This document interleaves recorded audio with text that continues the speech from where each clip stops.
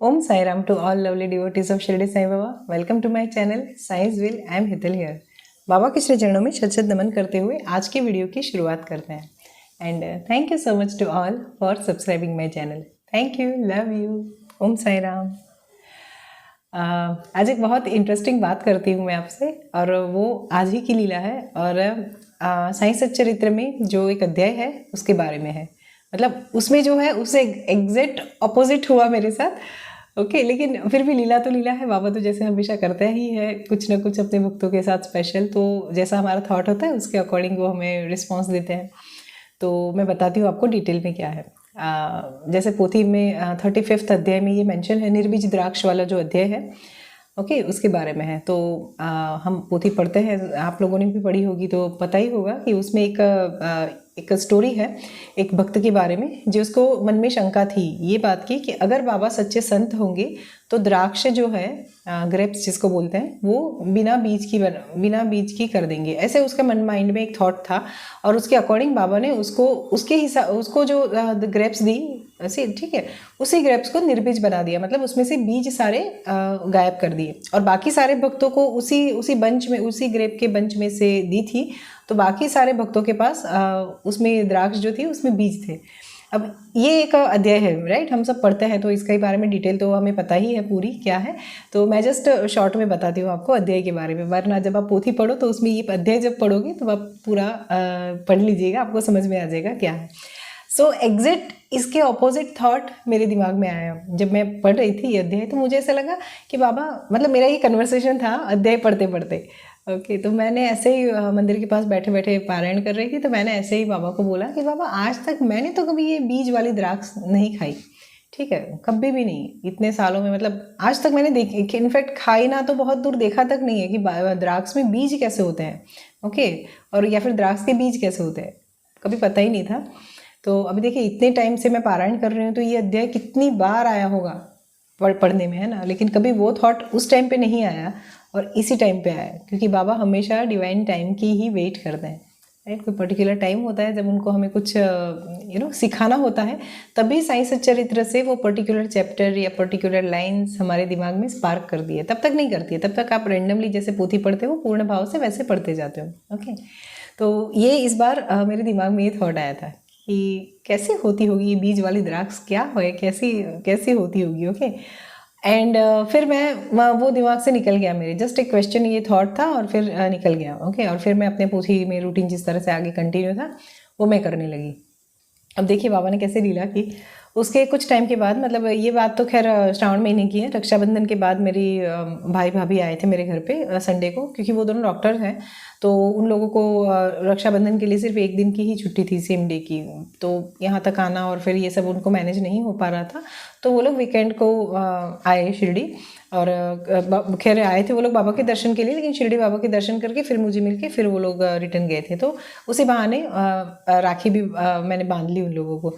तो देखिए बाबा ने कितनी बढ़िया कृपा करी उस टाइम पे. अब मेरी भाभी को पता नहीं क्या सूझा, और ये बात बाद में मम्मी ने मुझे बताई, जब मैंने ये सारी लीला ऑलरेडी जब हो चुकी, जब मैंने मेरी मम्मी से शेयर की, उसके बाद मम्मी ने बताया. तो मम्मी बोल रही है कि शाम का टाइम था और मेरा भाई अभी हॉस्पिटल से नहीं आया था और ये आ गई थी जल्दी. खुशी उसका नाम है, तो मेरी भाभी का नाम है. तो खुशी जल्दी आ गई थी घर पे और आदित्य नहीं आया था. तो उसकी कहीं और ओपीडी होगी तो शायद उसमें वो बिजी था. तो ये खाना बनाते बनाते इसको पता नहीं क्या सूझा, तो मेरी मम्मी को बोलती है कि मम्मी मैं थोड़ी देर बाहर जाके आती हूँ. ऐसा करके ये चली गई. ठीक है, कुछ सामान लेके, दीदी के घर जाना है तो कुछ सामान लेके आती हूँ, आदित्य को थोड़ी देर हो जाएगी इसलिए. तो ऐसे करके ये निकल गई और बाज़ार से उसको, मतलब वो मिठाई की शॉप से वो जैनल के लिए कुछ लेके आई, मेरे लिए लेके आई. और उसने, क्योंकि मेरा अभी वहाँ फास्ट चल रहा था, तो उसने क्या किया, वो ड्राई फ्रूट्स के जो पैकेट्स आते हैं ना वो उसने ले लिए. ओके, बॉक्स जो आते हैं वो, तो उसमें काजू, किशमिश, बादाम और पिस्ता, ये 4 थे, वो ले लिए. और वो वहाँ से रैप करवा के ही लाई, मतलब गिफ्ट रैप करवा के ही लाई थी.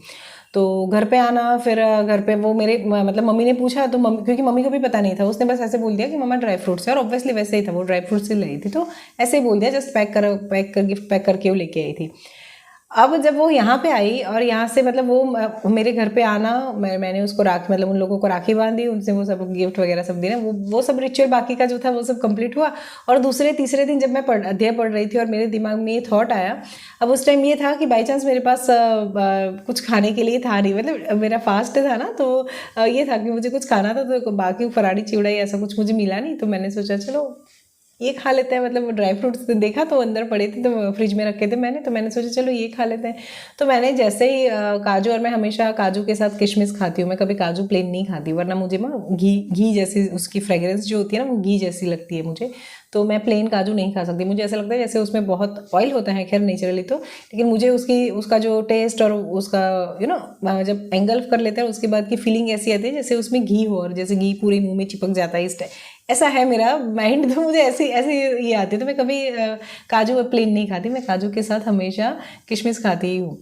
तो मैंने उस टाइम पे उसी में से कुछ किशमिश ले ली, और मैंने जैसे, क्योंकि हमेशा नॉर्मली क्या होता है काजू और किशमिश साथ में लेते हैं, 2 किशमिश और 1 काजू लेते हैं और फिर खाते हैं ना, तो मतलब मैं ऐसा करती हूँ। तो मुझे एकदम से जैसे ही मैंने खाया, वो मुझे कचड़ मुझे वो बीज होंगे ना द्राक्ष के, तो वो मुझे मुंह में ऐसे लगे। तो जैसे सपोज हम खिचड़ी या फिर चावल खाते हैं और एकदम से कंकड़ मुंह में आ जाए तो कैसी फीलिंग आती है, ओके वैसे फीलिंग आई, लेकिन वो टूट रहे थे।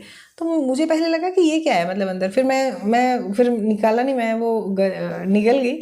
और फिर नेक्स्ट डे मुझे वो मतलब ये सॉरी नेक्स्ट डे नहीं, सेम डे टेबल पे बैठे बैठे मुझे ये स्पार्क है, मैं बोली ये द्राक्ष में बीज है क्या, ऐसे करके। तो पहले तो मैंने, क्योंकि मैंने 2-3 फिर खोल के देखा तो लिटरली निकले, लेकिन वो ड्राई थी ना, मंजू का बोलते हैं उसको मराठी में, और हिंदी में किशमिश बोलते हैं, राइट, गुजराती में भी किशमिश बोलते हैं। तो वो प्रॉपर दिख नहीं रहा था। तो मैंने आज क्या किया, मतलब रात को इसको भिगाया, ड्राई फ्रूट्स को सारे को रात को भिगोया, और फिर सुबह वही उसी की वाली ग्रेप जो वहाँ से लाई थी ना, वही ग्रेप्स को मैंने दबा के देखा, तो लिटरली उसमें से हार्ट शेप के 2 बीज निकले।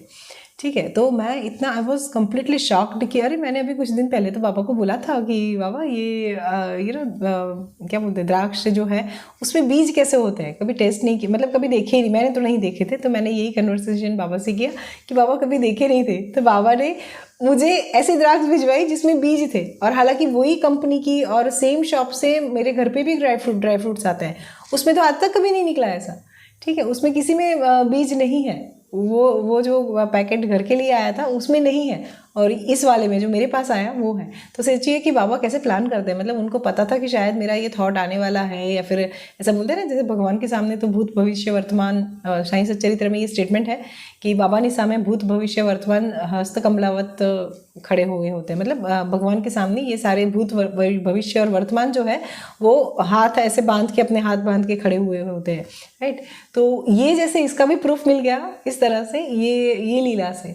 तो जैसे वो भक्त को बाबा ने द्राक्ष बिना बीज की बना के दिखाई थी, आज सेम मेरे लिए ऐसा हुआ कि बाबा ने द्राक्ष बीज वाली बना के दिखाई। तो मैंने आज सुबह मॉर्निंग में वो जो किशमिश थी ना फुली हुई, पानी में डाल के सोक करते हैं तो मॉर्निंग में फूल जाती है ना, उसको ऐसे स्क्वीज़ करके मैंने देखा भी, तो उसके जो बीज निकले हैं उसका भी मैंने छोटा सा एक रिकॉर्डिंग किया है, वो भी मैं डाल दूँगी वीडियो के एंड में।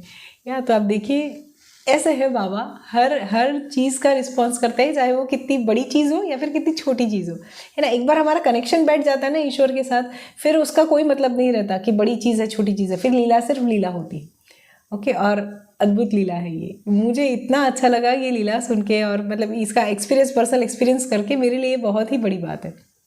ओके, और मैंने मेरी मम्मी को भी बताया, फिर खुशी को भी बताया, आदित्य को भी बताया, तो मतलब और मेरे हस्बैंड को और जेनिल को तो पता ही था। वैसे जेनिल को तो मैंने लिटरली दिखाया, तो बोलता है मम्मा ये कैसे, क्योंकि हम उसने भी नहीं देखी, जब मैंने नहीं खाई तो वो कहाँ से खाएगा। ठीक है, तो हमने किसी ने कभी बीज वाली द्राक्ष तो खाई ही नहीं थी।